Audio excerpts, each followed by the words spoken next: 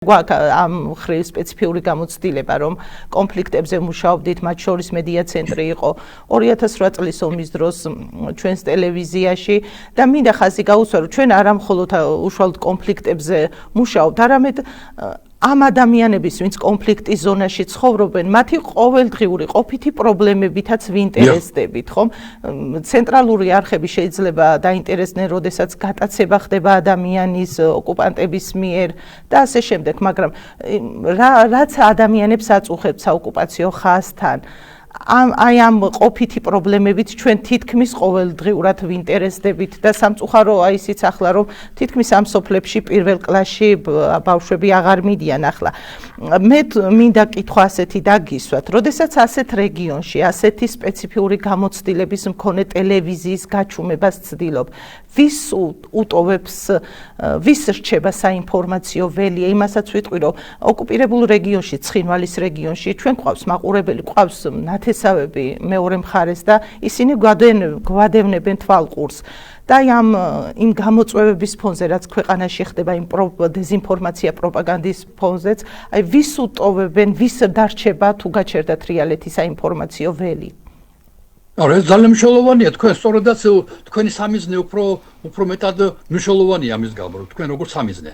იმიტომ რომ ჩვენ ხედავთ, რომ პრაქტიკულად მაგათ ის სამინისტრო, რომელსაც მე ხელმძღვანელობდი, შედგებისა და სამოქალაქო თანასწორობის სამწო მინისტრის აპარატი, პრაქტიკულად გაჩუმებულია. ანუ ხმას არ იღებენ საერთოდ. ხდება უამრავი რამე, რუსეთი რაღაცას იტყვის, მე არ ვსაპოტოვებდი ხოლმე, აუცილებლად უპასუხებდი ხოლმე მაგალითად და პრაქტიკულად პარალიზებულია. ჩემი ხმარწმენით მიმდინარეობს მთლიანად კონფლიქტის თემის მიჩუმათება.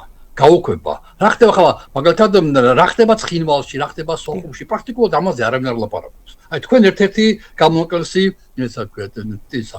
მედია. ასე ცოტანი არიან, თანაც უფრო მეტად არაპოპულარული, არა გიგანტი თუ მედიები. ისინი პრაქტიკულად არ ლაპარაკობენ კონფლიქტებზე. მე რამდენიც მე ამ თემაში ვარ ჩართული და თითქმის იშვიათად თუ მე ვინმე შემეკითხება თუ რა ხდება აფხაზეთში, თუ რა ხდება ცხინვალის რეგიონში. ასე რომ მთელი ხელისუფლების აბსოლუტურად მთელი ამოცანა რომ დაგვავიწყოს რომ ეს კონფლიქტები არსებობს.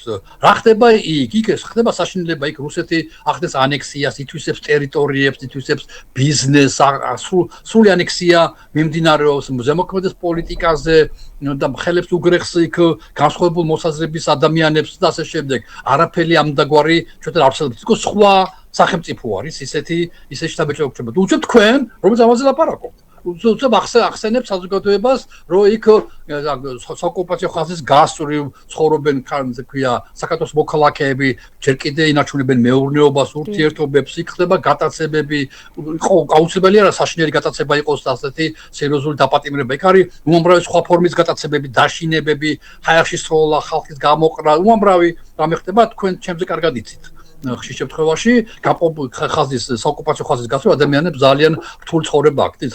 ვერ გასულან შეშის მოსაჭრელად, ვერ გასულან საქონელი ვერ გაურეკავთ, საკმაოდ შორს რათა ეშინიათ რა დაკარგონ საქონელი და უამრავი თემებია, რა თქვენმა მაყურებელმა ძალიან კარგად იცის. აი ამის უნდათ რომ ეს არ იცოდეს დანარჩენმა საქართველოს.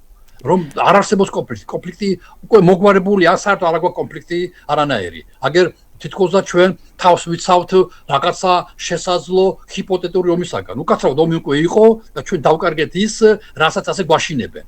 რუსეთმა რის სახება უნდა აიღო უკვე 2008 წელს მოახერხა ეს გააკეთა მან. რაც მან გააკეთა 2008 წელს საქართველოში, ეხლა ის აპირებს ასეთი დაახლოებით ასეთივე ქვია შედეგი მიიღოს უკრაინაში. ამიტომ თვითონ უკრაინელი ხალხი ღირსეულად ეწინააღმდეგებიან და ამიტომ ვერ ახერხებს რა აიღოს ის ტერიტორიები, რომელიც კონსტიტუციაში გააფორმეს.